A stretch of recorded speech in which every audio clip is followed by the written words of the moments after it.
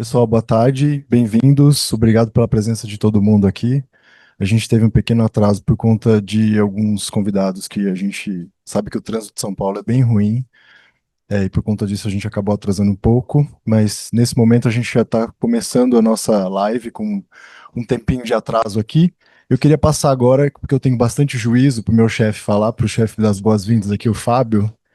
Fábio, bem-vindo. Você não pôde estar com a gente aqui, mas está no nosso coração aqui, tá? Danilo, tudo bem? Bom, pessoal, primeiro de tudo agradecer aos nossos convidados. Ó, o Dr. Paulo chegou, que ótimo. É, vou deixar o Dr. Paulo por último, então. Quero agradecer, Bruno, obrigado, satisfação em te ter aqui com a gente. Obrigado por prontamente ter aceitado esse convite. Queria agradecer também ao Renato. Renato, obrigado pelo convite também. Dr. Paulo, te mandaram o endereço errado? Eita vida, hein? Eu quero de toda forma, me desculpe e obrigado por estar presente aqui com a gente. É uma satisfação te rever. Contando para vocês um pouco do porquê eu não estou nesse espaço tão agradável da Oracle. É aniversário de 15 anos da minha primeira filha, Beatriz. Então, eu não pude estar com vocês, mas agradeço a gentileza, Danilo, também estou aqui eu tô, confesso, com o coração partido de não estar entre vocês aí. Gente, esse webinar ele faz parte de uma série que nós estamos compondo com grandes profissionais, grandes lideranças do setor de saúde e dos demais setores. Nós aqui na Staria entendemos que hoje, um dos tópicos mais importantes quando a gente fala de IA é o quanto as pessoas estão capacitadas para de fato usar a IA de maneira responsável, de maneira a atender os seus anseios. Acho importante aqui a gente colocar um pouco dos nossos valores e as nossas crenças. Nós entendemos que a inteligência não veio para substituir as pessoas, mas sim para ampliar o potencial de cada uma delas. E eu acho que aqui, é, dentro desse tempo que nós estamos trabalhando com as empresas, a gente vê que ainda o preponderante é a criatividade do ser humano em saber usar e potencializar suas competências lado a lado no uso da inteligência artificial.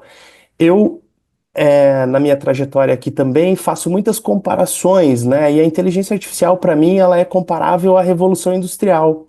Mas a máquina agora é a nossa mente e as nossas mãos, né? Então, é a nossa ideia e nossa força de trabalho. E assim como no passado quando o maquinário produzia mais e melhor, hoje na IA é quem toma as decisões mais rápidas, cria mais valor e impacta mais vidas. Então, o nosso papel aqui como líder é garantir que cada pessoa não só tenha acesso né, a essa tecnologia, mas se sinta confiante para usá-la, né? Então, a partir de hoje, eu gostaria que todos olhassem para a IA não como algo distante ou complexo, mas como uma nova ferramenta de trabalho que é tão essencial quanto o nosso celular está no nosso bolso, né?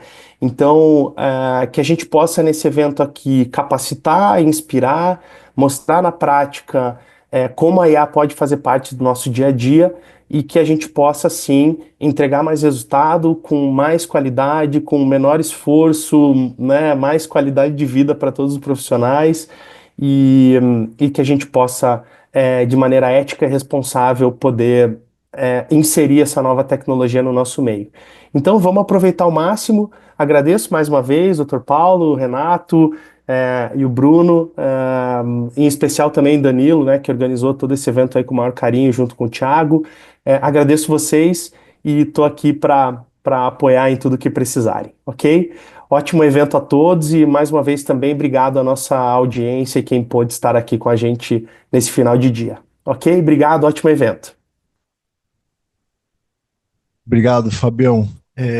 Hoje a gente vai falar sobre coisas super importantes aqui, né? A gente vai falar sobre inteligência artificial, que é algo que está super na moda agora. Há 10 anos a gente jamais poderia imaginar que a gente poderia estar nesse hype que a gente está e a quantidade de coisas que a gente consegue fazer. Existe um agente no meio de tudo isso que é a coisa mais importante, que é o ser humano. A gente vai falar exatamente desse composto tão rico e ao mesmo tempo tão complexo, que é como o ser humano consegue colocar isso dentro do dia a dia nas empresas, nas organizações que são formadas por pessoas e que muitas vezes no dia a dia a gente acaba sendo sucumbido pelo volume de coisas. E a gente acabou trazendo um time aqui de super peso que eu admiro demais profissionalmente, pessoalmente, são pessoas super do bem.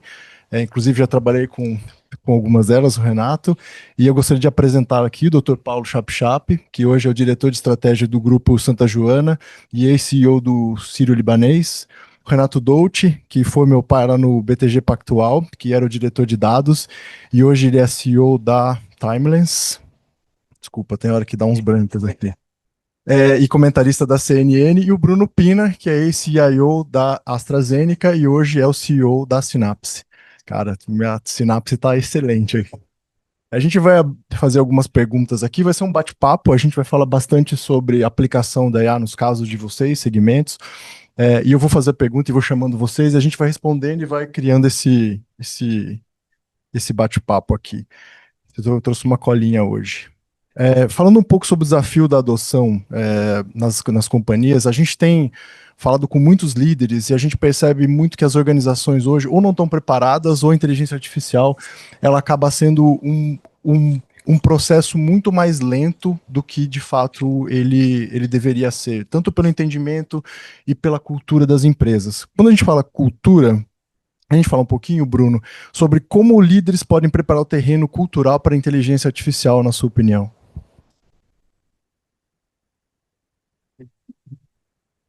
Boa tarde, boa tarde.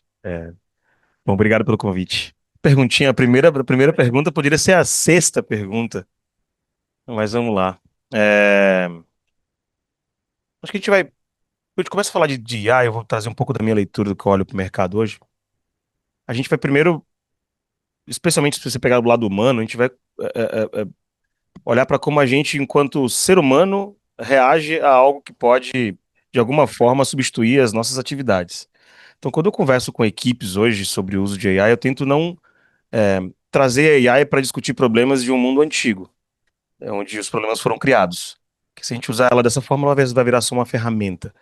Então, na minha leitura, quando a gente olha para a AI hoje, ela sendo uma revolução e não uma nova ferramenta, um novo deployment de algo que a gente sabe que já existia há 30 anos, a gente pode falar depois aqui de passado, mas é, o modelo que ela está trazendo, especialmente a IA generativa e não a AI que já existe há muitos anos, ela traz ela traz quase momentos filosóficos para a raça humana hoje, de a gente se perguntar o que a gente está fazendo com o nosso tempo.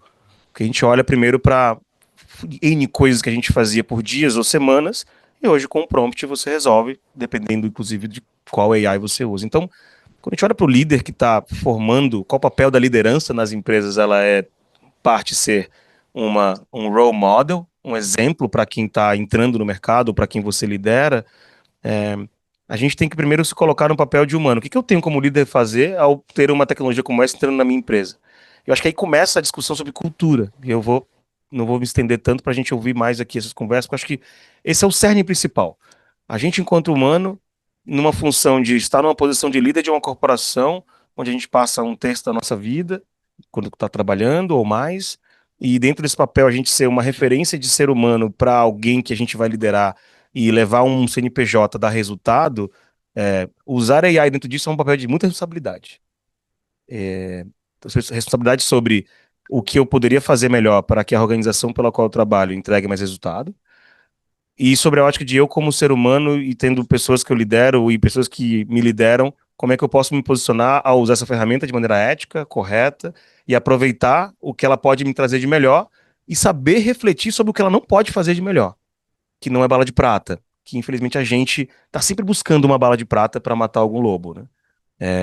Então, acho que vou parar por aqui. Eu diria que, eu, como líder, a primeira leitura para a cultura é a gente se fazer uma pergunta e se colocar no centro e se perguntar qual é o meu papel como humano ao usar uma tecnologia que tem todo esse potencial que a gente já sabe que tem, de substituição de atividades, que ele vai ocupar e já está ocupando funções nas empresas, que já entrega, se você pegar uma das AIs aí, não sei se pode falar os nomes das AIs aqui, mas uma das AIs, você faz um prompt muito bom como uma Manus, e você sai com um report com um relatório como se tivesse sido feito por uma McKinsey. Só assim, peraí, qual o papel que eu tenho que. Vou continuar pagando? Nada contra a McKinsey, eu sou ex-McKinsey, tá? Mas assim, vou continuar pagando ou vou usar melhor esses benefícios? Então, acho que a gente tem um papel de entender para que ela serve. Eu vejo muita gente usando AI hoje, sabendo que ela faz coisas incríveis, mas ó, deixa eu não contar isso pro pessoal aqui de dentro, porque se eles souber que isso aqui faz esse negócio, pode ser que o meu budget diminua.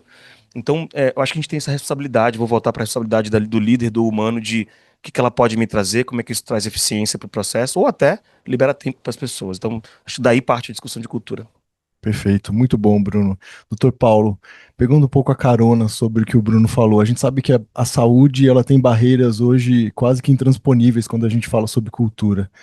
Conta um pouco pra gente como é que o senhor, vindo de tanto uma carreira tão linda dentro da saúde, como é que o senhor vê hoje essa barreira sendo quebrada e as coisas que o senhor tem visto agora com inteligência? Obrigado, Danilo. Prazer estar aqui com vocês. Obrigado pelo convite. Eu queria ir para cá, mas seguindo um pouco o Bruno, né? Acho que a primeira coisa que você tem que fazer com a tua equipe como líder, quando você propõe um projeto de grande transformação, é, colocar na cabeça das pessoas a consciência da necessidade, né? Porque você vai para um projeto de transformação que é doído para todo mundo, na empresa, para o líder, para as pessoas e tal. Então é o porquê. Aqui eu gosto de fazer nessa ordem. Por que nós vamos fazer isso? E aí vem a consciência da necessidade, né? E aí segue a isso como eu vou fazer isso, para quê e como, né? São os dois lugares que você tem que trazer a tua equipe junto com você. E tem que ser absolutamente franco de que vai ser difícil, não é um plugin, não é, né? A transformação que a gente tem que fazer nas empresas. E algumas pessoas vão perder a função nessa empresa. E você tem que ser absolutamente transparente sobre isso. E preparar a equipe para ou uma mudança de função dentro da equipe ou até para procurar outra coisa. Então, junto vem um processo educacional de desenvolvimento profissional que é absolutamente necessário. Está ficando meio antigo eu falar de uma coisa que é, se eu entro aqui nessa sala e tem o pessoal que está desenvolvendo tecnologia e tem o pessoal que vai receber aquele processo de transformação, pela expressão das pessoas, eu sei dizer quem é quem. O pessoal de tecnologia está naturalmente entusiasmado, eu chego a dizer até eufórico, com um potencial, porque tem mesmo, e a gente sabe que tem.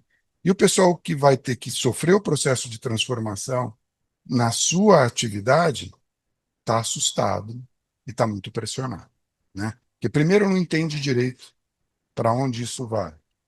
E segundo, vai ter que se transformar nesse processo. E o que eu tenho visto nos processos de implantação de projetos de inteligência artificial é que o segredo do sucesso é contar com o engajamento das pessoas que são donas dos processos dentro das empresas. Você tem que eleger um champion, no primeiro minuto já educar esse champion, porque obviamente ele não conhece tanto de tecnologia quanto nós que vamos chegar lá para implantar.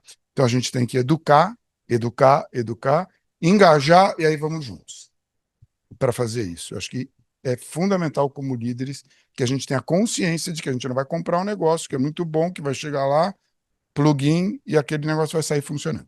Para isso a gente tem que ter uma certa tolerância ao erro. E aqui tem o problema na área da saúde que é mais complexo. Porque a gente educou as pessoas o tempo todo para serem avessos ao erro, avessos à falha, porque a segurança do paciente depende disso. E a gente chega para eles e fala, pessoal, nós vamos aqui aprender junto, vamos implantar e aprender, implantar e aprender.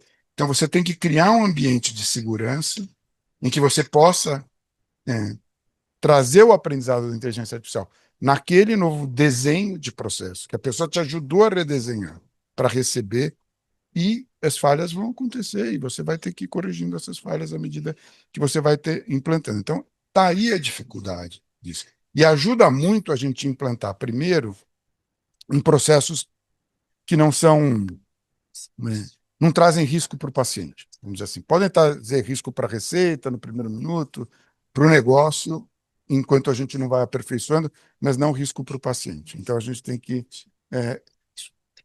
quase que catequizar as pessoas, é ruim esse termo, mas quase que educar as pessoas, aculturar as pessoas para a gente implantar primeiro em alguns sistemas e depois em outros. E aí o potencial é extraordinário.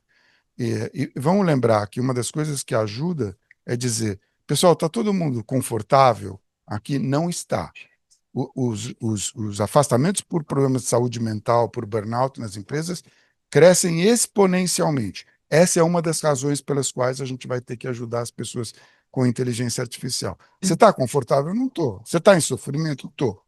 Tem uma coisa que eu vou trazer aqui e que vai ajudar a gente a diminuir esse sofrimento e a carga de trabalho e o estresse dentro das empresas, e eu acho que aí a gente vence uma resistência inicial. Era essa a tua pergunta? Eu nem lembro da pergunta, mas eu queria continuar na do Bruno. Obrigado, doutor Paulo. Renatão, agora falando um pouco sobre dados, né? A gente fala muito sobre implantar IA, e como o Bruno falou, como o doutor Paulo falou, eu vejo que as empresas hoje não conseguem medir com os KPIs que elas têm. E quando a gente fala KPIs, a gente fala de dados. Pegando essa carona um pouco mais pela parte da cultura, como é que a gente conseguiria medir isso nas empresas com implantação de IA? Você só faz pergunta fácil, né? Só coisa tranquila, assim. Obrigado. Primeiro, agradecer novamente aqui o teu convite. Acho que sempre nos admiramos muito como profissionais e gosto muito do seu trabalho. Fiquei muito feliz de receber o convite. O que eu tenho notado, estudado, e acho que uma das minhas verticais é estudar comportamento, principalmente comportamento digital, né? Eu já estou há muitos anos aí estudando comportamentos. Falar, eu vou voltar um ponto antes, talvez, que eu acho que possa nos ajudar aqui numa digressão, que é a agilidade da implementação da inteligência artificial dentro das empresas, né? Que é uma coisa que a gente questiona pouco. E quando a gente olha por uma perspectiva de comportamento, nada teve uma adoção tão grande na escala tão grande quanto a inteligência artificial aconteceu no último ano, não vou nem dizer nos últimos anos, nada. Não há nada comparável. As redes sociais eram comparáveis e foram lentas perto da inteligência artificial. Para bater o número de usuários diários contínuos que a gente tem em grandes plataformas de IA, algumas redes sociais demoraram anos, né, para chegar no número que hoje a gente já tem em algumas das maiores plataformas. Então, a adoção em escala da inteligência artificial é alguma coisa sui generis, nunca aconteceu. Então, acho que esse é um primeiro ponto relevante. Por quê? Porque em escalas muito rápidas, não vem um manual de instrução. Ninguém falou assim, como é que usa uma inteligência artificial? E isso talvez é o que mais me chama atenção quando eu olho esses comportamentos, né? De um lado, primeiro, essas plataformas elas geram poucos dados do ponto de vista de comportamento, tá? É diferente de uma rede social que você consegue metrificar com mais clareza como as pessoas usam, o que elas falam, mas ainda o pouco que nós temos de informação nos ajuda a entender que o manual de instrução não veio. E essa talvez seja uma questão para a escala de utilização global e principalmente dentro das empresas. Porque se eu não sei usar essa plataforma ainda com clareza no meu dia a dia, usar dentro da empresa é mais complexo, tá? Por que eu falo isso? Porque ninguém ensinou para nós como se escreve um prompt. Coisas básicas, tá? Ainda há muita dificuldade quando você percebe, por exemplo, que a utilização hoje em escala da IA é muito menos em contextos empresariais e em contextos de trabalho e muito mais em contextos pessoais. 70% das perguntas que as pessoas fazem para a inteligência artificial tem relação com tristeza, depressão, relacionamento, astrologia, alguma coisa de comportamento financeiro. Então, se a gente. Exato. Então, assim, de alguma forma, isso é muito relevante, tá? E eu acho que aí a gente entra em um contexto muito importante. A utilização em larga escala da IA, ela ainda é muito mais pessoal do que necessariamente empresarial. Esse é um ponto relevante. O IA virou teu melhor amigo, né? E essas conversas de confidência com a inteligência artificial, elas somam hoje quase 30%, por exemplo, de um chat GPT. Quase 30% da utilização da plataforma é relacionamento pessoal.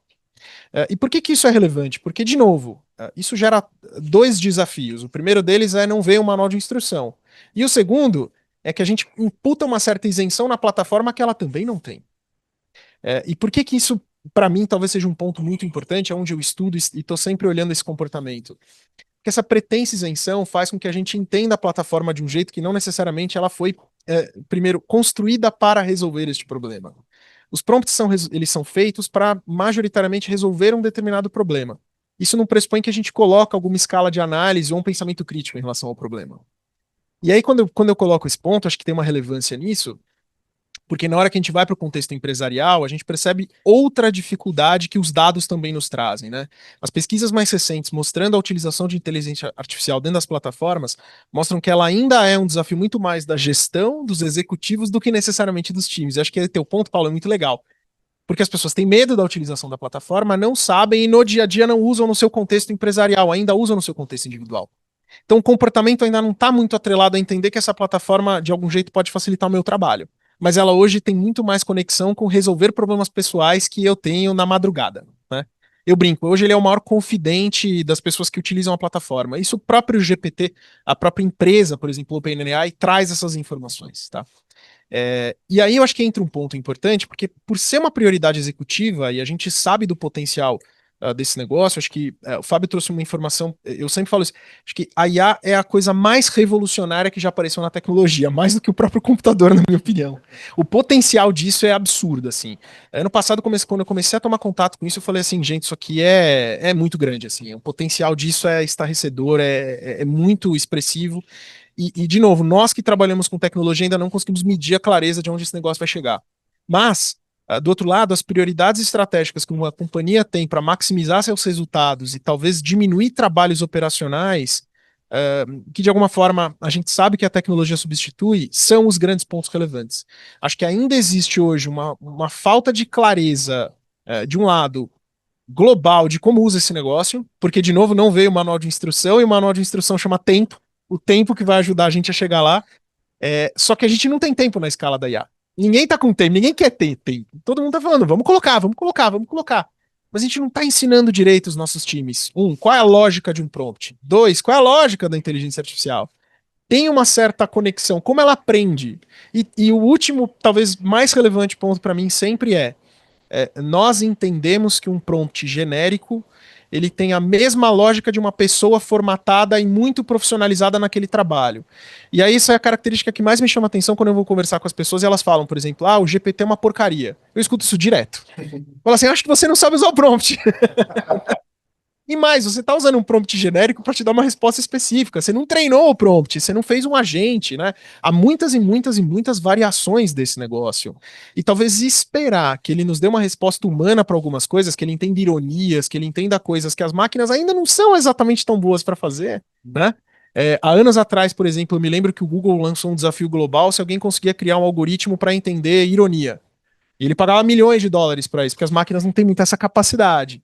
E aí ainda tem alguns desafios, ela não entende perfeitamente as nossas perguntas, mas a questão é, nós não estamos também ensinando as pessoas a qualificar esses prompts. Nós, como lideranças, talvez precisamos entender que a gente tem que dar aula de lógica de inteligência artificial antes da inteligência artificial, porque ensinar a usar a plataforma em escala ainda é, para mim, hoje o desafio que eu vejo. Eu tenho times jovens, que usam esse negócio todos os dias, mas na hora de usar no trabalho não fazem essa virada de chave, não entendem que tem uma lógica por trás desse prompt. E para mim esse é um ponto de adoção cultural extremamente relevante, que é fora das empresas e também dentro das empresas. Muito bom, muito excelente. Brunão, falando um pouco sobre estruturas corporativas complexas, na sua opinião, e hoje nos seus papos, assim, você consegue trazer para a gente ou falar um pouco sobre os erros que as corporações estão fazendo hoje em dia de acordo com essa adoção da inteligência artificial? Nossa, é difícil falar dos acertos. Mas vamos lá. Acho que dentro dessa ótica, vocês foram falando, me deu tanto insight. Queria ter anotado no papel aqui. É, Vamos lá. Primeiro, acho que organizações complexas. As empresas com as quais eu trabalho, é um monte de elefantes. Na McKinsey tinha um conceito que a gente chamava para transformações ágeis, que era como fazer elefantes dançarem. É um livro feito por um sócio sênior da McKinsey chamado How to Make the Elephant to Dance. Que é literalmente como transformar uma empresa, transformar ela ágil, era pegar um elefante e botar ele numa roupa de balé para ele fazer um ponta de pé. Então a AI está fazendo isso com as organizações, especialmente as que não têm estrutura, fazendo elas terem que colocar uma roupa de agilista e fazer uma maratona e correr talvez uma corrida que ela não está preparada para isso. E quando vem no ponto de sobre como o líder se preparar para isso, esse líder também não está preparado para lidar com esse cenário. Esse líder nem sabe que precisa ter aula de lógica para poder entender o que é AI. E a gente está usando AI da mesma forma que a gente usou a vida inteira, vários modelos nas empresas, no modelo Go Horse. Tem método, existe metodologia no mercado para a gente usar. As metodologias não foram criadas por pensadores acadêmicos de um out of the blue para poder simplesmente dizer que lançou um livro, né? Quando o design thinking foi criado, ele usou uma forma de como você condensar um brainstorm no modelo de Double Diamond para divergência e convergência de ideias, e as divergências geravam as sinapses que iam ajudar nas convergências, e tudo isso era um modelo metodológico construído, cadenciado, temporalizado, time-boxed, como chamavam, para que depois, ao final, você tivesse construções relevantes, saindo de algo que era totalmente não pensado como um brainstorm. Caramba, no final disso gerei um produto, olha só, e só foi uma semana. Então foi daí que surgiram as metodologias. E a AI também precisa de metodologia para usar ela. Uma das metodologias que foi adaptada até pelo um dos grupos que eu acompanho já há alguns anos, não sei se é a melhor, mas eu uso ela, é um modelo que é uma adaptação do Design Thinking que chama de Stingray. O Stingray ele usa modelo bem parecido com o Design Thinking usando AI. Ele é um Double Diamond diferente, porque não é bem um diamante. E ele parte do conceito de que para você usar AI, você tem que primeiro criar hipóteses e testar hipóteses. E a partir dessas hipóteses testadas, você treina a base e o modelo, que é o primeiro diamante. Depois você vai para o segundo diamante, que é uma interação de N diamantes entre humano e AI. Humano e AI, humano e AI, até que você sai com um modelo mais ou menos curado. Só que a gente tende a já pegar a AI, subir um PDF e falar, me explica sobre esse PDF e gera um relatório para mim que eu vou apresentar amanhã na reunião. Sem treinar o modelo para entender se o meu report é específico demais, se for de saúde, para ela saber se ela entende ou não aquele dado. Eu tento fazer uma analogia, já falo sobre as organizações complexas, mas eu tento fazer uma analogia de que, para quem é técnico vai entender mais fácil, é como se a gente tivesse pego uma base de dados e vai fazer uma query, né? Vai fazer uma consulta à base. Se você cruzar a base errada, usando a chave primária errada, você vai gerar uma visão de tabela que você vai dizer que a pessoa tem 5 gêneros. Porque você errou a contagem, você errou o join ali, desculpa o techniquez aqui. Mas aí é a mesma coisa, um prompt mal feito vai gerar um join errado. E ela vai te dizer uma informação que é a famosa alucinação. Fabulação.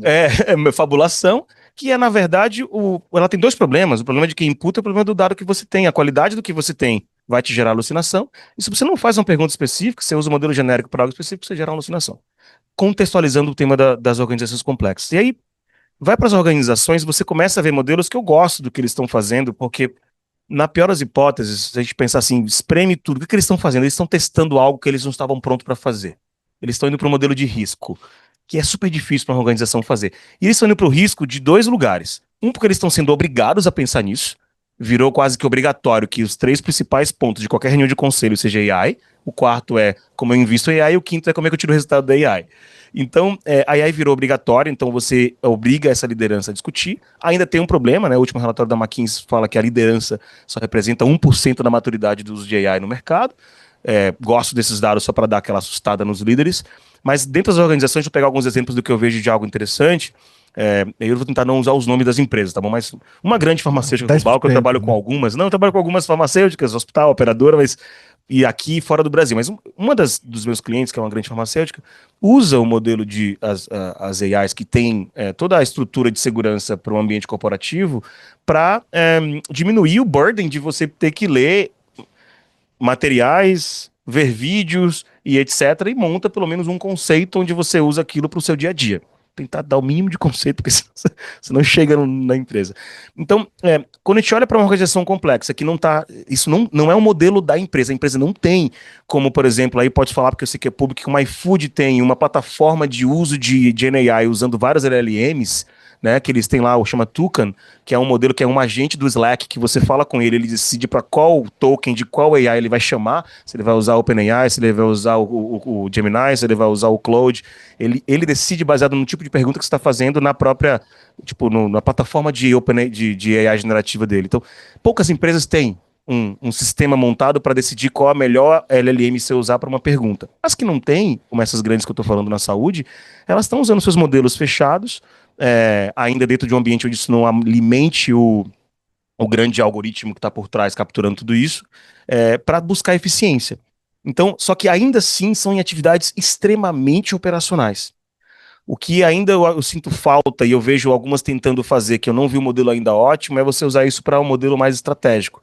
É para você diminuir, por exemplo, o tempo de geração de ata de uma reunião de conselho, ou para você diminuir o tempo de criação de um planejamento estratégico, sei lá, de você olhar para quais são os caminhos que você vai seguir nos próximos anos. Elas têm contratado consultorias que usam AI para fazer visões de futuro ou para gerar foresight dentro dessa abordagem. Só que dentro das organizações, você ainda não tem o design organizacional preparado para lidar com isso.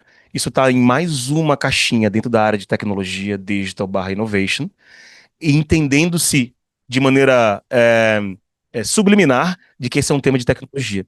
Eu acho que aí está o grande problema. AI não é sobre tecnologia. AI, talvez quem é de tecnologia consiga entender um pouco mais do conceito. AI é sobre o comportamento humano. O que está colocado dentro da AI, aí eu vim de um retiro que eu fiz na Inglaterra agora de visão de futuro 2070. Quem estava lá foi o Decai, que lançou um livro recentemente. Ele é professor de Berkeley há mais de 25 anos de AI.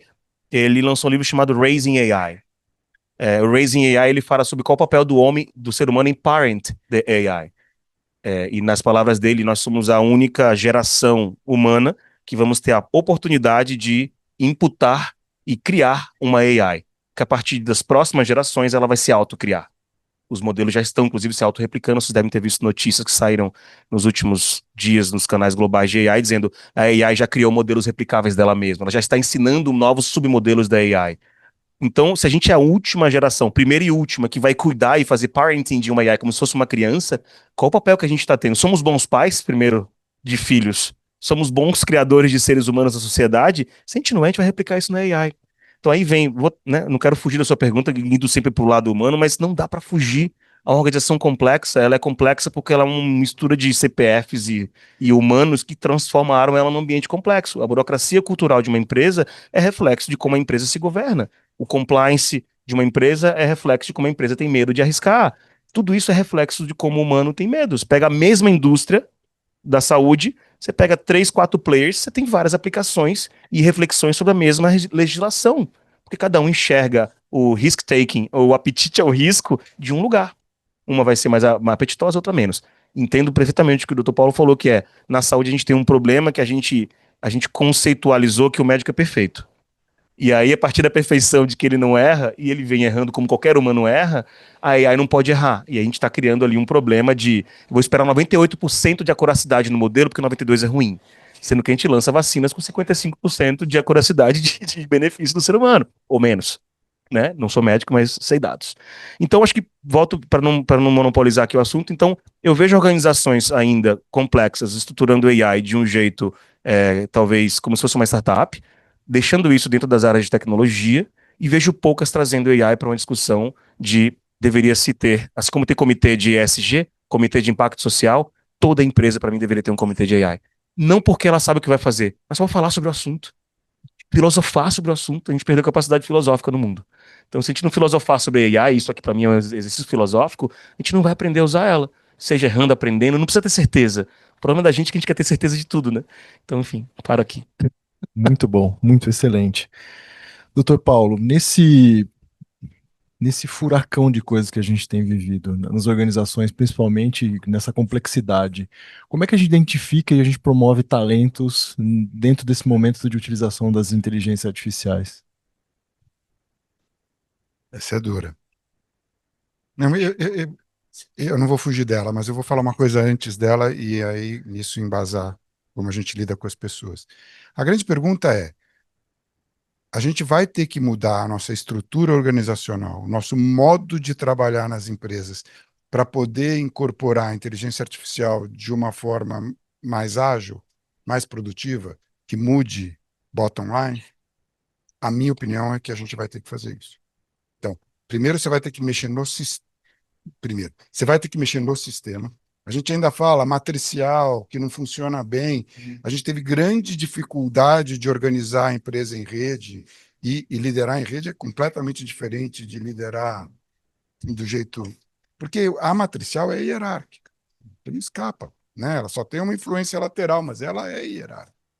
E as startups nos ensinaram, os modelos ágeis nos ensinaram que não dá para você tocar com a velocidade de desenvolvimento de tecnologia e dos negócios, e com a mudança de cenários gerais de negócio, daquele jeito engessadinho, vertical, checando um com o outro, de quem é isso? Não, é meu, é teu, é de nós dois, tá, mas sempre tem que ser um, porque se não tem um, não tem ninguém.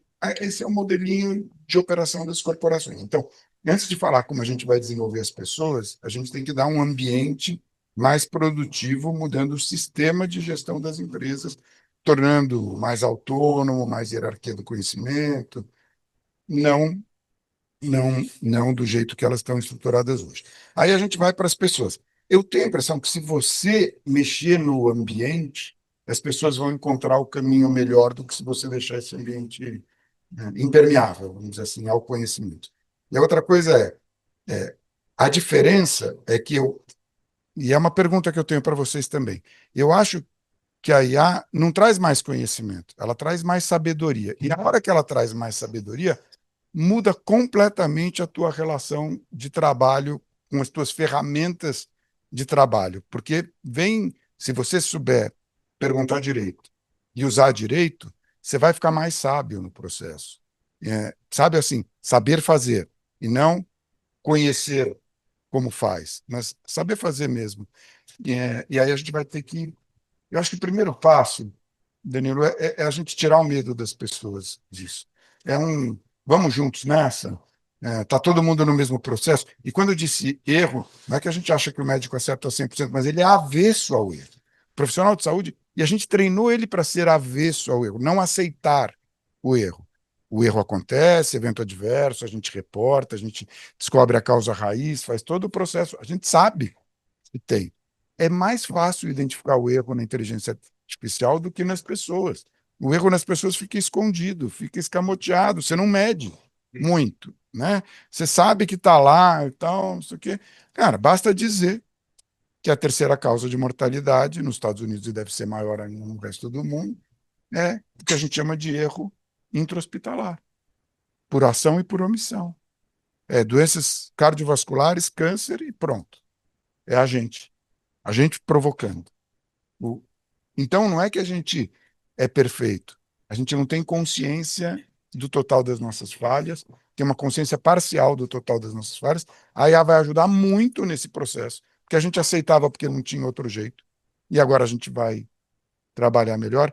E basta dizer, outro capítulo disso.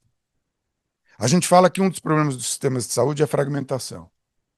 E a fragmentação foi ocorrendo por causa do excesso de conhecimento, ou aquisição rápida de conhecimento. Quando eu comecei a praticar a medicina, e eu sou bem antigo nessa prática, você tinha um cara que fazia oncologia. Ele operava, ele fazia oncologia clínica e indicava radioterapia e trabalhava na prescrição da radioterapia. O mesmo indivíduo fazia as três coisas. Hoje você tem um oncologista clínico especialista em pulmão. Você tem um radiologista especialista em ressonância magnética de pulmão. É isso mesmo, pessoal, porque o conhecimento evoluiu e continua evoluindo de forma tão rápida. Isso desintegra a oferta de cuidados na aplicação médico-assistencial. Agora eu vou ter uma integração muito maior, porque eu vou ter o conhecimento na minha mão e as ferramentas de relacionamento também na minha mão, que a gente coloca junto rápido, desfaz, coloca rápido, desfaz, junta e desfaz, junta e desfaz, junta e desfaz. Isso é muito poderoso. A gente achava que estava bom daquele jeito, não estava, mas não tinha jeito. Agora vai ficar muito melhor. É isso. Obrigado, doutor Paulo. Agora eu vou fazer uma pergunta para você, e acho que 78 milhões de pessoas vão querer saber. Quando a gente fala de dados, se a gente fala de um pouco de futurismo e profissões, você que está trabalhando bastante com essa previsão, como é que você enxerga o futuro das profissões agora, quando a gente fala principalmente da adoção de IA? Sem problema, isso é sorte. Fiquei assustado com a pergunta, né? Derrubei a água. Essa pergunta é difícil demais, viu? Eu acho que alguns pontos importantes e talvez sempre que eu penso para onde vai AI, eu acho que a melhor correlação possível é a própria tecnologia. A gente é permeado de tecnologia, a gente já não percebe mais, né? A gente já não tem mais a capacidade de entender isso. Eu vou fazer o café, é a tela aqui atrás, é a catraca eletrônica, né, o meu telefone, absolutamente tudo é permeado por tecnologia e a gente já não percebe mais isso, né? É, o Michel Foucault falava em microfísica do poder, e eu gosto de pensar a mesma coisa na tecnologia, eu acho que a IA vai pelo mesmo caminho. A gente vai ser permeado por inteligência artificial num nível que talvez perceber aonde ela está vai ser um pouco mais complexo. É, e por que que isso de alguma forma também eu acho que é relevante? É, nós ainda precisaremos, pelo menos nesse momento, construir esses caminhos, dar os direcionamentos. Em algum momento, acho que talvez a gente já não vá mais fazer isso com tanta ênfase, acho que principalmente para modelos um pouco mais fechados, e o que a gente percebe ali de construções de automação, acho que mais relevantes são automações muito prontas. Isso o AI já tem feito de uma maneira um pouco melhor, né? O Bill Gates lançou na semana passada um artigo interessante dizendo que 37% dos trabalhos de entrada nos Estados Unidos a AI já faz. Isso é um belíssimo problema do ponto de vista de futuro do trabalho, porque assim, aonde a gente começa? A gente começa sendo estagiário fazendo alguma coisa eventualmente menor no processo, ou entrantes nos Estados Unidos, por exemplo, no setor de call center, que é uma característica que o AI já engoliu um pedaço muito representativo. Mas em compensação a gente vê prompts ainda muito falhos, né? Uma brincadeira que eu sempre faço com os prompts que eu uso, principalmente esses AIs que nos atendem no WhatsApp, é mandar ele escrever uma poesia. Ele vai escrever. Tá? Ele vai responder para você em poesia. Por quê? Porque, de novo, ele é treinado para responder o que você está pedindo. Não necessariamente ele tem algum juízo ou um senso para determinar isso. Ah, mas os prompts vão melhorar. Não tenho a menor dúvida que eles vão melhorar. Mas, de novo, o nível e agilidade de adoção, ele impacta muito na forma como a gente, inclusive, enxerga esses trabalhos de entrada. E aí, acho que isso impacta gerações mais novas, e esse talvez seja um desafio grande. O principal eixo do artigo do Bill Gates ali era falar sobre o impacto na geração mais nova, mas eu fiz uma pesquisa recente falando sobre o impacto que isso vai ter nas gerações mais velhas, né? É, acho que isso também tem um impacto muito expressivo, porque a gente está pensando em AI, a gente está pensando nessa utilização, mas a gente esquece que o mundo está envelhecendo. E a adoção de tecnologia é muito relevante para isso, porque de alguma forma quem vai estar usando em larga escala são pessoas mais velhas, né? A AI não é pensada para esse contexto, inclusive, né? Essa é uma provocação que eu tenho feito muito, assim. Peraí, se o mundo está envelhecendo, a gente não está exatamente pensando em AI para a terceira idade. Isso não está acontecendo. E de alguma forma, quando a gente olha para os dados, a gente vê que esse é um caminho natural. Novamente, se esse é um caminho natural e a gente percebe, de novo, alguns espaços setoriais onde a gente já não tem mais tanta oferta de trabalho, tem vaga que está sendo fechada porque de fato não consegue ser complementada em alguns setores, principalmente setores mais físicos, setores que você precisa fazer essa empregabilidade, né? Essa pesquisa que eu fiz, inclusive, mostrava grande dificuldade no setor de construção civil, tem nada de AI, né? Mas hoje em dia eu consigo contratar 3 engenheiros de AI, não consigo contratar um pedreiro. Esse é um desafio efetivo que, inclusive, estava sendo discutido no Dia da Indústria. Eu estava lá falando sobre esse assunto, né? Então, a complexidade que a gente vai ter é gigantesca. De um lado, você vai ter que formatar um monte de gente para estruturar esses modelos. Talvez eles vão ser autocriados em algum momento. Acho que a gente já está vendo isso acontecer. É, mas, assim, acho que alguns fatores ainda, para mim, são relevantes, né? De um lado, quem está por trás da IA ainda é uma pessoa, ainda é uma criatividade, ainda é alguém construindo e fazendo. Eu acho que talvez o que a gente vai começar a perceber. Eu também fiz uma pesquisa recente sobre mercado financeiro e influenciadores em relação a isso, né? O influenciador do mercado financeiro, porque mais de 50% das pessoas consideram que o chat GPT, por exemplo, é mais isento para falar de investimento do que o meu assessor de investimento. Né? Volto a dizer, a pretensa isenção é muito relevante na inteligência artificial, porque a gente acha que é uma máquina dizendo, né? E a máquina, ela tá fundamentada a me agradar, não necessariamente a dar a melhor resposta. E aí, por que que isso, de novo, é importante? Porque eu estava discutindo o que seria o futuro do influenciador do mercado financeiro. A gente vai ter que fazer fact-checking de IA daqui a pouco, né? Isso é uma das coisas que a gente não discute, né? A IA fala um monte de coisa lá, ela me responde, por exemplo, eu peço dados, ela fala para mim, ó, tirei daqui, eu falo, me dá a fonte. Aí ela fala, desculpa, eu inventei. Isso é absolutamente comum, às vezes ela me dá links inventados. Uma vez ela chegou a me dar um link inventado que ela falou, não, na verdade você precisa acessar o relatório com um e-mail específico. Eu falei, tá bom, me passa o e-mail. Aí eu fui lá, coloquei o e-mail e ela falou, não, desculpa, eu errei de novo. Eu não tenho a menor vergonha de falar isso pra mim. Então, assim, talvez os humanos vão ter que começar a trabalhar com níveis de transparência, com fact-checking. Acho que um outro ponto importante também, e que eu tenho discutido muito, principalmente nesse contexto de marketing, é influenciador digital. como é que eu faço deepfake de influenciador digital, né? Ele já é um influenciador digital. Aí se eu vou lá e eu falo assim, eu criei um digital do digital, quem diz que o digital do digital é verdadeiro? Né? Vou criar um doutor digital. Aí ele vai lá, vai falar um monte de coisa para as pessoas. Por que eu não posso criar outro? Né? Como que a gente vai conseguir resolver isso? Para mim, esses desafios são relevantes, assim, transparência, comitê, ética, são coisas que eu acho que estão ficando um pouco de lado, porque de fato a tecnologia é maravilhosa e a adoção é muito grande, mas os efeitos práticos, quando a gente começa a olhar essa aplicação em larga escala, são muito preocupantes. Ainda precisa de humano. Assim, eu particularmente não confio no Miyá que vai dizer para mim que a outra IA tá falando a verdade, né? Eu tenho brincado um pouco que assim as profissões que eu olho do futuro são um pouco relacionadas a talvez ética, transparência, capacidade de monitoramento dessas plataformas. Isso não me parece que a AI vai conseguir se autorregular. Perfeito. Falando um pouco, a gente falou bastante aqui sobre a adoção de IA pelas novas gerações e que as novas gerações têm usado bastante isso de forma nativa. A gente vê a geração utilizando isso na escola, eu vejo meus sobrinhos utilizando isso na escola e passando informações de dever de casa. Quando a gente traz isso para as organizações, a gente vê, por exemplo, que o C-Level ele tem um pouco mais de entrave na adoção dessas tecnologias. Né? Eu vejo que, às vezes, nas discussões que a gente tem com algumas pessoas, eles protelam isso pelo medo de não ter pessoas abaixo ou de não ter os feudos, principalmente das grandes organizações. E aí a pergunta para você, Bruno, como é que você acha que a gente quebra o paradigma com esse nível, com o C-level das companhias?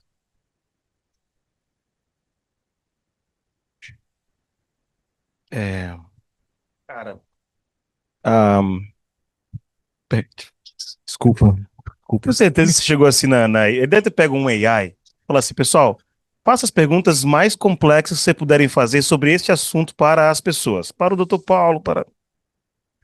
É, cara, imagina que eu interajo com o C-Level, é minha patota, né, assim, o tempo inteiro, é a galera que eu saio pra tomar vinho, para bater papo, para falar besteira, para ir para retiro, enfim. É, acredite, assim, tem muita gente que... os que são mais do mundo conectado com essa área tecnológica já está mais natural, já está mais já estão mais ambientados, já estão se relacionando melhor, já tem um nome ali, já tem uma intimidade com a AI. E é, eu vou dizer que a grande maioria ainda não tem uma relação, não definiu uma relação com a AI. A gente vai ter que definir algum tipo de relação com as AIs, no nível primeiro pessoal, que vai partir do pessoal.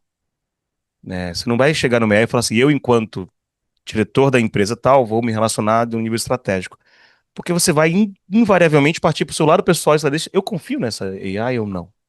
É quase uma relação pessoal. Então, parte por aí. Eu acho que existem ainda. A gente pode fugir, falar da AI como algo que está travancando e está rompendo as barreiras, mas existe ainda uma entrave nas organizações. A gente está falando de transformação digital há quantos anos, né? Pelo menos a última metodologia, eu acho, a primeira metodologia de TD que eu vi deve ter sido em 2012, 13, as principais, antes era social, né? Acho que 12 ali, 11, 12, 13, talvez quando surgiu as primeiras metodologias de transformação digital. E a gente fala até hoje, né? Estamos falando de 10, 12, 13 anos, mais ou menos, 14 anos. É, e dentro disso ainda existe, né? Pega todos os reportes, qual é a maior barreira de transformação digital das empresas? Cultura. Qual é o maior alavancador? Cultura. Cultura por trás são pessoas, pessoas por trás são líderes dentro de cadeiras. E aí, cada uma empresa que tem uma cultura melhor de transformação digital é porque na organização o RH tem um papel mais humano em cuidar da estrutura das pessoas emocional ou até capabilities, e o líder é um líder mais arrojado, vai perder essa variação cultural de aversão a erro, de pensar em novas formas de resolver problemas por causa da AI. Pelo contrário, eu sinto que o que vai acabar acontecendo, e eu vejo isso hoje nas conversas com o C-Level, é que esses C-Levels, eles, por não ter uma definição corporativa de uso da AI, muitas delas estão se fechando para a AI. Então, elas não têm ainda uma metodologia corporativa de uso dela.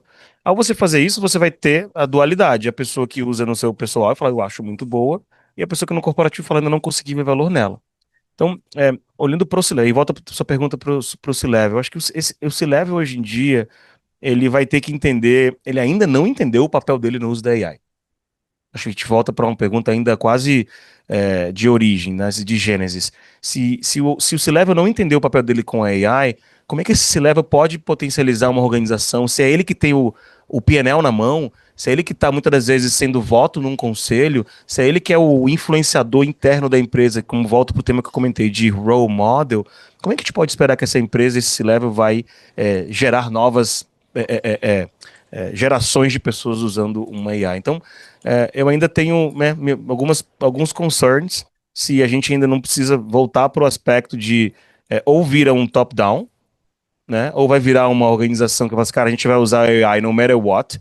E aqui vamos trazer aqui, odeio falar que o modelo vai continuar assim, mas vamos trazer um modelo consultivo que vai ser comprado pelo board, e o board vai falar make it happen e vai usar AI igual ela dentro e a partir daí vai descobrir o que a empresa vai fazer. A gente vai esbarrar na cultura. Mas eu ainda vejo, infelizmente, a massa do C-Level, tá? Não estou falando do C-Level das áreas mais técnicas. A massa do C-Level não está adotando, e esses C-Levels mais técnicos estão tendo dificuldade de levar a AI para um uso corporativo mais amplo, é, tendo sempre que colocar isso na mão das pessoas e não mais na mão da liderança. Então, acho que aqui tem um papo longo para a gente falar sobre C-Level, mas esse pessoal tem ainda um desafio grande para usar. O Paulo quer complementar. Não, eu quero. Ó, eu gostei de uma provocação, eu não sei de qual de vocês fez, que vai ter que ter um comitê de inteligência artificial, né? Primeira coisa, empresas que estão começando, não montem comitê. De jeito nenhum, porque está errado isso, né? Tudo que você precisa ficar criando comitês, reuniões e tal, não sei o quê, de novo, você vai ficar hierarquizando a partir de um certo lugar. Então, tenha essas competências dentro do comitê executivo mesmo, que é o único no C-Level que eu acho que a gente deveria ter.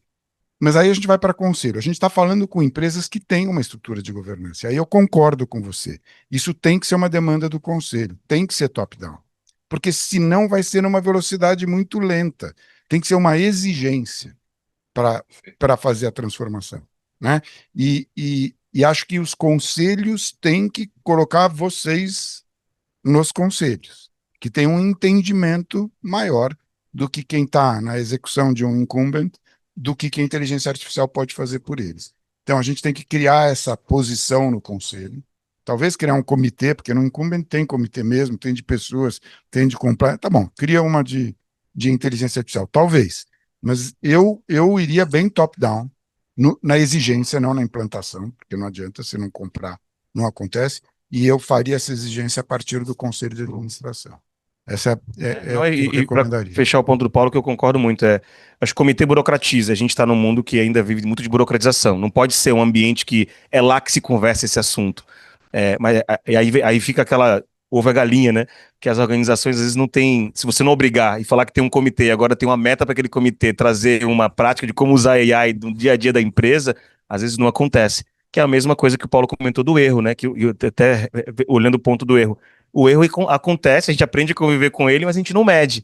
E aí pega em algumas empresas, até Big Techs, que saem até notícias aí de que promovem após o erro. Então, a gente ainda não parou para poder fazer avaliação de quanto a gente continua errando, mesmo com AI. E já tem um dado, só para complementar o seu dado, que eu vi ontem num podcast com o ex-cara do Google, lá do Google X, que ele deu um podcast bem polêmico.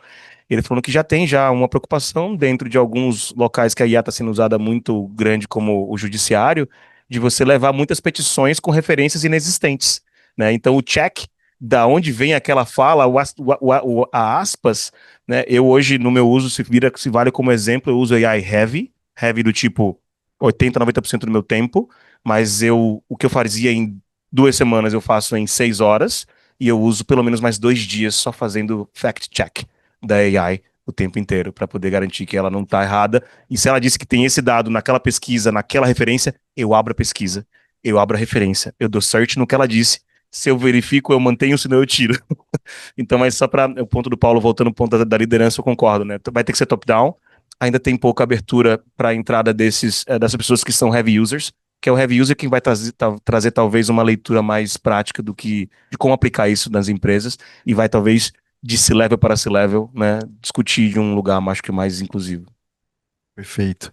E vocês acham, por exemplo, que nesse movimento todo, com a utilização da inteligência artificial, o profissional ele tende a ser mais generalista que especialista? E qual que é o perfil desse profissional do futuro, Dout? Desculpa, esqueci de falar seu nome no começo. Fiquei pensando alto aqui. Você adora jogar essa pergunta para o futuro, né? Acho que é difícil. Eu acho que talvez AI vai mudar um pouco a nossa perspectiva do que é generalista e do que é especialista. É, Aí, generalista no quê, especialista no quê? Eu vou dar exemplo de utilização de AI. É, é low code, né? Assim, eu não sou obrigado necessariamente a entender muito de tecnologia hoje para usar AI. Talvez assim, preciso fazer agente, usar um N8N da vida para fazer integração, automação. Malemar, talvez eu precise um pouco de código, talvez eu precise entender um pouco de tecnologia.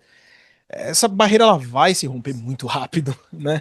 A gente já vê as novas atualizações das plataformas, Manus, acho que já faz isso muito bem, né? Já tem um agente próprio, já consegue automatizar fluxo. Então, eu acho que talvez assim, de novo, especialista no quê, né? Em tecnologia? Não, vejo pouco, talvez em sistemas muito complexos, automações muito amplas, ainda vai precisar, de fato, bastante de trabalhar código. Agora, como perguntar, como aprender a usar prompt, como refinar, como trabalhar essas plataformas de uma maneira melhor. Hoje eu acho que o generalista funciona melhor nessas plataformas, tá? Ele opera melhor esse tipo de perfil, porque, de novo, são muitas competências necessárias para você fazer um bom uso de inteligência artificial. Você não precisa necessariamente de uma competência em tecnologia, né? Eu sempre brinco, olha, ser semântico hoje é mais importante do que ser tecnológico no AI. Ainda mais porque ela é um prompt. Esse prompt ele pode ser falado, eu posso mandar, eu posso falar, ter clareza nesse processo, né? Eu vejo isso muito assim. Se fala muito dessa validade do briefing, da capacidade de você conseguir ser claro na comunicação. Com a AI, isso continua sendo relevante, né? Eu tenho brincado muito com quem é heavy de AI, heavy user, eu falo assim, hoje você tem que ter mais soft skills em AI do que hard skills. Porque você tem que ter a capacidade de explicar, você tem que ter a capacidade de falar, você tem que ter a capacidade de corrigir, falar, não tá certo, vai para cá, volta para cá. Então é um trabalho que tem. Lembra a liderança. Você é líder do seu. Hoje você é parenting, seu prompt, né? Você vai lá, você está trabalhando ele, está coordenando ele. Então, assim, a nossa capacidade de usar outras competências que não são tão valorizadas, dependendo da área, principalmente para quem vem de tecnologia, que é sempre hard skill, que é sempre a tua capacidade de escrever o melhor código, isso tem mudado muito.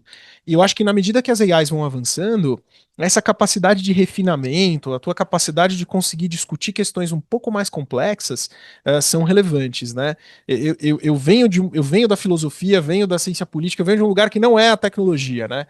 E hoje eu me vejo usando mais conceitos e características relacionadas a essas áreas do que necessariamente tudo que eu tive que aprender de hard skills na minha vida. Porque, de novo, a capacidade de criticar o modelo, refinar o modelo, brigar com a minha própria AI, mandar ela gerar fonte para mim, que acho que é a maior briga que eu tenho com a minha AI é quando ela inventa a fonte. Aí eu fico bravo com ela, aí eu falo, eu não vou mais falar com você. 2 horas depois eu tô lá de novo, porque não tem jeito, eu preciso dela na minha vida, eu uso ela. Eu vejo que essa capacidade é importante. E aí, de novo, acho que as corporações vão ter um grande desafio. Nós passamos anos ensinando que o hard skill era relevante. A gente passou anos ensinando que a gente precisava ter essas competências muito técnicas. Na hora de manipular essa plataforma, eu preciso conversar. Eu preciso ter a capacidade de entender o que ela me disse. Eu tenho que ler de novo ela e falar para ela para onde ela tem que ir. Então, soft skills me parecem muito mais importantes agora. Legal, muito bom. Gente, a gente está caminhando para o final. Eu queria passar para vocês aqui o microfone para vocês passarem qualquer informação, qualquer dado que seja relevante aqui. Agradecer a presença de todo mundo aqui, do Bruno, Renato e Dr. Paulo. Agradecer o pessoal da Oracle, que o Rafa, a Laura e o Lozano, que acolheu a gente tão bem aqui. Nossa parceria só tem crescido. Vou passar para o Dr. Paulo aqui. Bom, eu queria fazer alguns comentários. Pegar coisas que vocês falaram, né? Porque eu estou aqui. Assim, consultoria. Para que serve consultoria, no geral? E será que ela vai continuar servindo para a mesma coisa? Ela serve para fazer benchmarking. Vocês não vêm me dizer que a vivência que ele teve na outra empresa não é trazida para esse projeto porque a gente tem um firewall. Isso não existe. O cérebro da pessoa está lá. E agora talvez seja importante, porque como todos estamos aprendendo muito rapidamente, ou devemos aprender muito rapidamente ao mesmo tempo, trazer outras experiências, isso vai ser útil. Então, eu sou, às vezes, crítico de consultoria, né? Que é um jeito até do conselho checar no C-level, né? Mas aqui não. Aqui eu acho que, se elas souberem se preparar, elas vão contribuir muito para a implantação de projetos de inteligência artificial nas empresas. Essa é uma das coisas que eu queria deixar bem registradas aqui. cada vez mais a cultura vai ficar atrasada em relação ao desenvolvimento de tecnologia. A gente vai ter que tomar esse cuidado. Então, acho que uma das coisas que a gente vai ter que desenvolver, da formação humanista e tal, a gente vai ter que formar muito para a gente proteger as pessoas e os sistemas da tecnologia, porque às vezes ela pode causar mal e a gente vai ter que ter os valores humanos ou humanistas muito fortes. E uma preocupação que a gente não falou aqui, a gente sabe que o planeta está estressado, pode por uma razão, por outra, mas o planeta está estressado, né? E a gente vai consumir muito mais energia na utilização de tecnologia. A gente tem que procurar soluções aqui. E essa é uma área da atuação humana, do desenvolvimento humano, que serão necessários. A terceira e última contribuição é: a gente vai ter mais tempo? A gente falou isso em várias das grandes mudanças. É provável que agora a gente vá ter mais tempo. E aí, por que que a gente colou trabalho com dignidade, né? Dizendo que quando você não tem trabalho, você não tem dignidade. Porque a gente precisava de uma força de trabalho, dentro da dinâmica que a gente desenvolveu, Revolução Industrial, Revolução do Conhecimento. Agora, talvez a gente precise menos. Aí a gente vai ter que, nós vamos ter que nos aculturar de uma forma diferente, que a gente vai trabalhar menos e vai ter uma vida boa.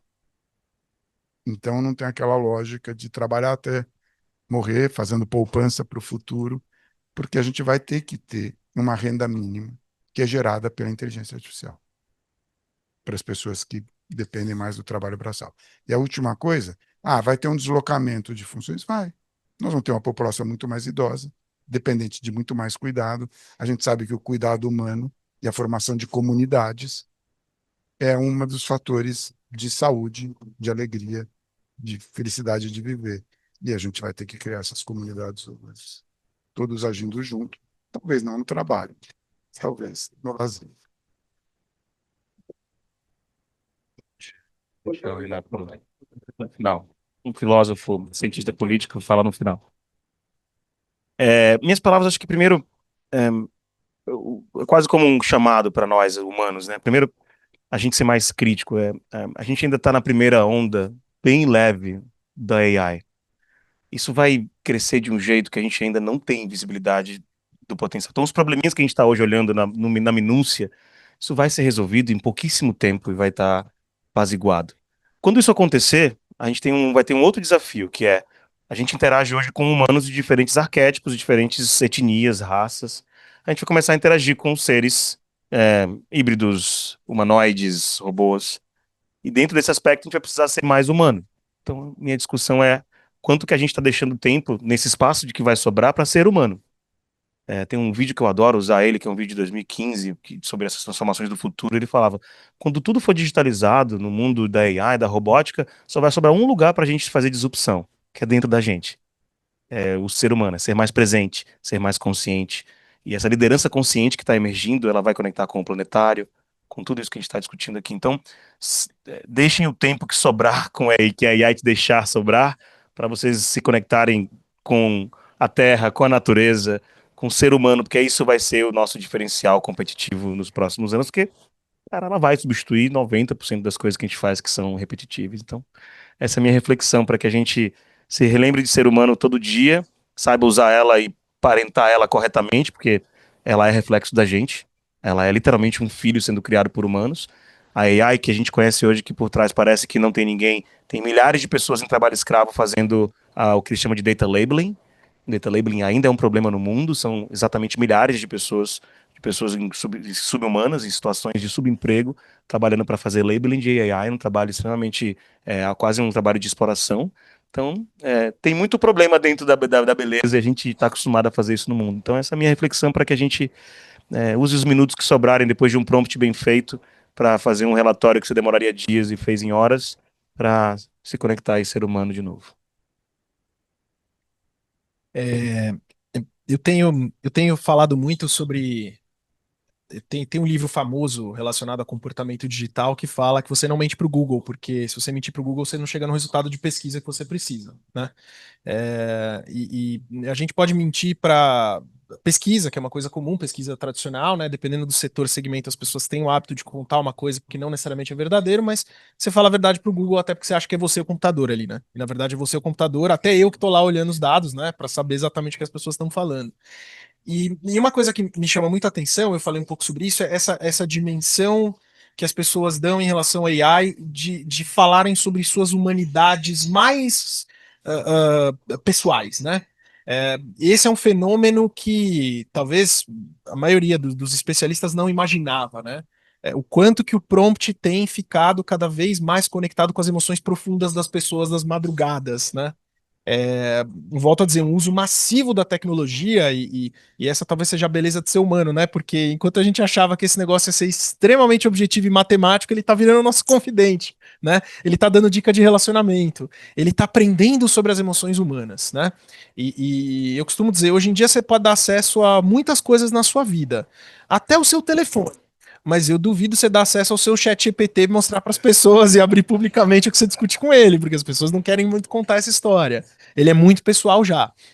E por que essa provocação, né? Porque de alguma forma essa conexão que a gente está criando com essa plataforma, ela é uma conexão assustadora, perigosa e ao mesmo tempo também me chama um pouco de atenção.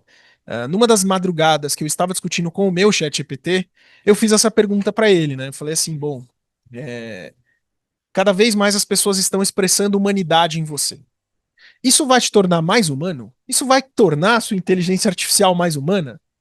E ele respondeu para mim: não. Ele falou assim: vai me tornar mais performaticamente humano. Foi exatamente assim que ele me respondeu. Eu vou ter a capacidade de performar cada vez mais a sensação humana. Mas de humano eu não tenho nada. O GPT me respondeu isso. Tá? Eu falei, oh, caramba! Exato!